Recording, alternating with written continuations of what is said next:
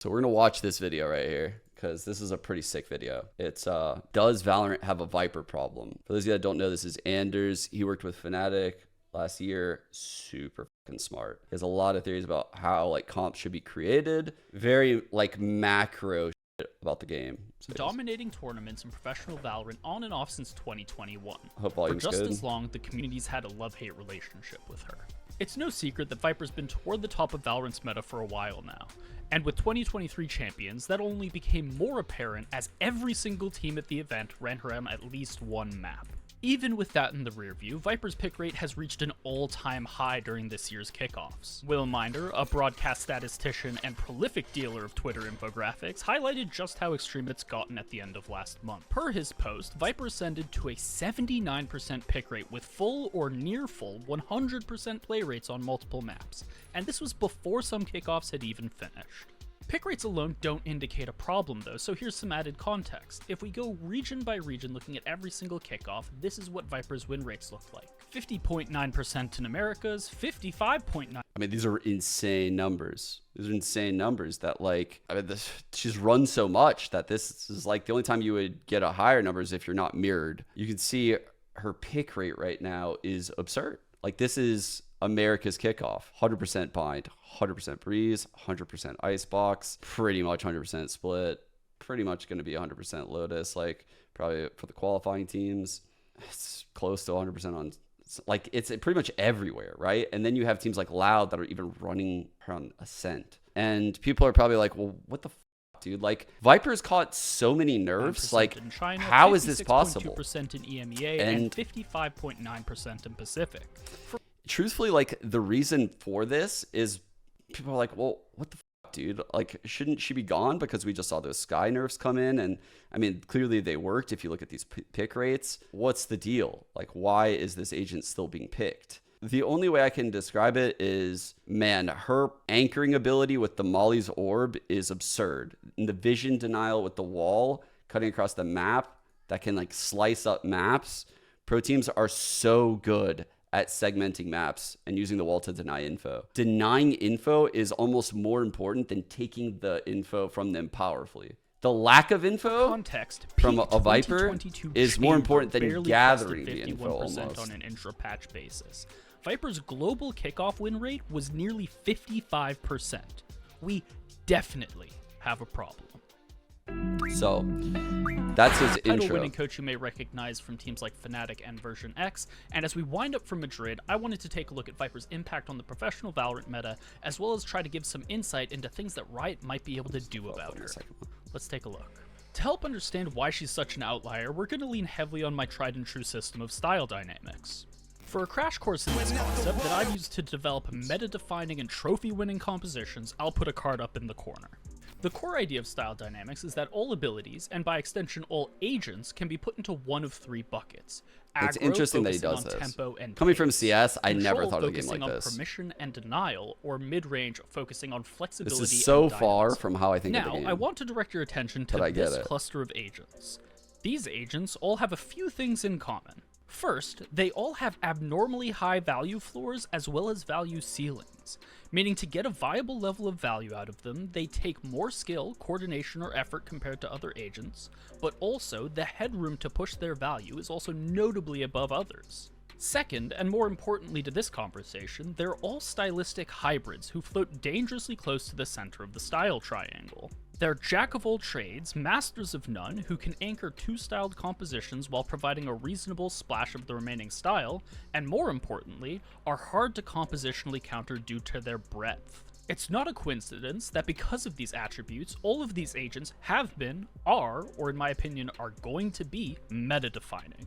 You have Loud-defining early 2023 Americas with Harbor VIPER, the Fade Flashless Lotus I spearheaded with Fnatic and its 2023 dominance, all this in spite of the fact that Fade already received nerfs trying to address her power level during 2022's Chamber meta. And that leaves us with one more, and if you've watched my recent video on Dive, you know— So he's about to go into Yoru. I've been high on this Yoru train for a minute, and I've been waiting for this. Anthers and I somehow came to like similar conclusions, but the way he did it is so different. I envisioned also the Harbor meta. I thought the Yoru meta was coming. I did not see the Fade shit that he's talking about. I'm not gonna lie. Like, I did not envision Fade having that place. And I feel like we didn't really see much Fade in America's last season. It was Sky.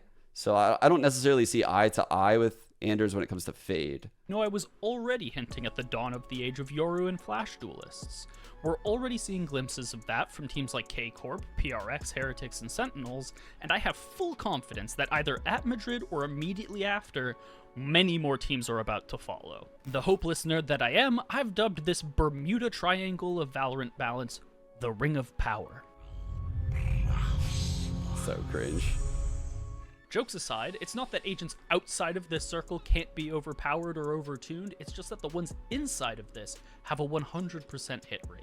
Circling back around to Viper, we know she's an issue, and now we have a decent idea of why, so how can we fix it? If we accept the premise that Viper's stylistic hybridization is a major source of her strength, then at least in theory, we can address a lot of her balance by pushing her more toward one of the two nearest edges of the style triangle. We can achieve that by removing some of her mid-range attribute, or we can achieve it by removing some of her think of the aggro game like this attribute. at this To point. get a better idea of how we would It do seems either of these, like let's a first look great at way how to we think would about the score Viper's game as far as abilities in the balance first goes. place. Starting with Snakebite, it gets 1 point in aggro and 2 points in control. The points in control come from the Vulnerable, which is a form of non-catalytic duel facilitation, as well as the util's ability to stall. The aggro point comes from its ability to function as reach, which in Style Dynamics refers to the ability to help secure a round through either defuse denial or plant denial. Poison Cloud, similar to Snakebite, gets 1 point in aggro due to its ability to facilitate defuse denial. Giga nerd words, 1 yes. point in control for the Vulnerable, but the final point goes into mid-range due to the reusability of the util. Toxin Screen again gets 1 point in control for Vulnerable, 1 point in mid-range for reusability, but it receives its final point in aggro for its ability to map manipulate and redraw battle lines. Finally, Viper's Pit gets a single point in control for its ability to facilitate entrenchment as well as provide dual facilitation via decay. This leaves us with Viper at 3-5-2. So now we look at how we can push Viper in one direction or another. Bro, he is in my just so opinion, nerding the out. less likely way to He's tackle so Viper is to nerding rein out. in her aggro subtype. This would involve taking away some of Viper's reach by removing damage from Snakebite and making it either a decay tick similar to her other utility, or potentially something like armor-only damage while still providing vulnerable. This would force attackers to have gun on post-plant or additional sources of reach, grossly reducing Viper's value in aggro. In the same vein, this change would likely want to be coupled with fuel cost rollbacks from previous nerfs, hence my skepticism that this is the answer. The dev team already leaned away from this sort of stylistic outcome.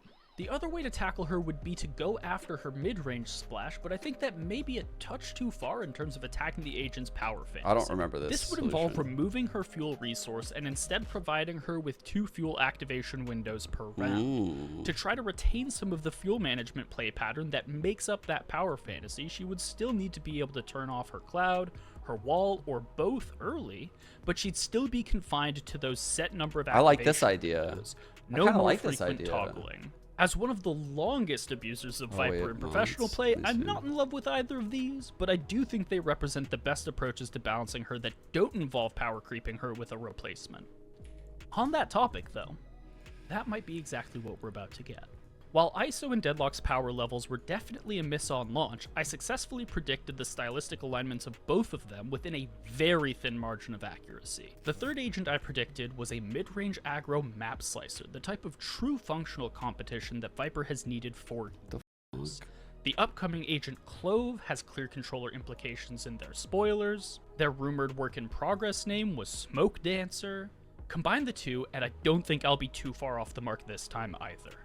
Admittedly, it's looking increasingly likely that the new agent will be an orb smoker rather than a slicer, and given the tenor of the statements during the State of the Agents, it's more likely that they're to be aggro mid-range than mid-range aggro. They may still be able to pull some market share from Viper, especially if Viper receives one of my described changes alongside Clove's release. Regardless of how Viper's tackled, I don't think she's going to last long the way that she is. As much as I hate to say it, the numbers she's putting up are not sustainable. They're completely out of the realm of what would be acceptable, so it's a matter of when, not if.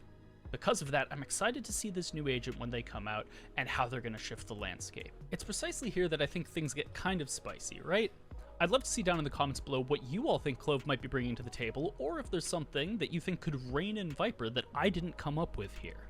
My personal hypotheses for Clove are mostly out the window given the most recent state of the agents, but there are still a couple of things that I think could sneak through. Two things in particular that I want to mention here.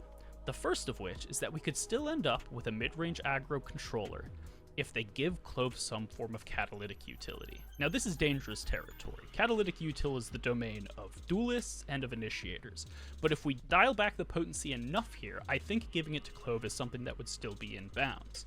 They have heavy butterfly undertones in their kit, and something that's sort of a common theme throughout all of... He's making my eyes glaze over, he's going too deep. ...is that butterflies, and more specifically moths, are aligned trying to with focus. sleep effects. Imagine Clove has some sort of drowsy linked to a Wait, is that true? How does he know that? That's in their kit. It gives them the ability to fight over space after they've cut it off from the rest of the map. Yeah, I'm checking broadcast. Yeah, I got it right here. While still giving aggro undertones. The other thing I'm interested in is how exactly are they going to get out on the front lines as described if they don't have access to that catalytic util. So I wanted to point out something on why I personally think that this is definitely coming. This nerf is 100% coming because I have now realized that this will occur. And this is like the next stage of Viper being busted. When people start doing this shit, like they find these lineups, and you start realizing like, oh, okay, this agent can do so much more than like even what people believe. You're seeing the lineups for the orb on ascent from like B to C, from B with the molly to pre-mollying like rubble and shit. Like you're seeing crazy stuff with Vipers right now. I pulled this clip right here. This is when I realized, and I don't think anyone has pointed this out with NRG, at least as far as I know. If you look at Crashies right now, watch this. So he immediately orbs. So he's flying through his kit when this barrier goes off. He orbs, he comes right here, he mollies all the way over to B. And you can see right now, like John turns around, he is like, what in the f? He pings the ground over here. He's like, what in the f? And then the trip is gone. And John doesn't collect it. Now we fly through this game. You'll never, ever, ever, ever see a trip there ever again. Which is like such a quick adjustment coming out of John. Like that was a key change that he recognized literally like immediately. It's crazy how quick he adapted to that. They could reduce her snakebite to 1. Yeah, that would be nice. But I think like the snakebite breaking the trips like that is pretty insane. G2 uses a snakebite and it breaks the turret, breaks the camera. And then we switch to this perspective because the snakebite's on the roof. So, dude, the camera's up here. There's a snakebite lineup. It hits the top of the roof and it breaks the camera. That's what I'm saying. And like, it gets pinged. This is just the start, guys. Like, this is the start of all of the Viper lineups to break shit. In a world where she already felt powerful, I just feel like there needs to be something done to the snake bites. At this point, her reach is just so much. Okay, maybe go to the other site potentially. Really challenge. Like denying info, breaking shit, it makes anchoring it even site, more impressive for teams because now, stalling. Okay, yeah, the knife hit, but we got to invest more into pushing. Just so powerful. My thoughts on the Viper nerf though is complex because it's not only about the esport. Like Viper is OP in the esport because of how these teams are using her, but that doesn't make Viper OP in ranked for 99.99999% of the player base, you know? And this is the scenario that Riot finds himself in. What do you do from here? And that's why I think there needs to be like a fundamental change to Viper. I liked his second idea more than the first one, where there's like you have 2 activations per round or something like that. It's a very tricky problem the devs have right now with Viper, because she's so bad as like a solo queue controller in ranked. And like, what are the odds that you get 2 controllers in ranked? Like, what are the odds? It's pretty low. So it's just, it's tough. Shopify. It's tough.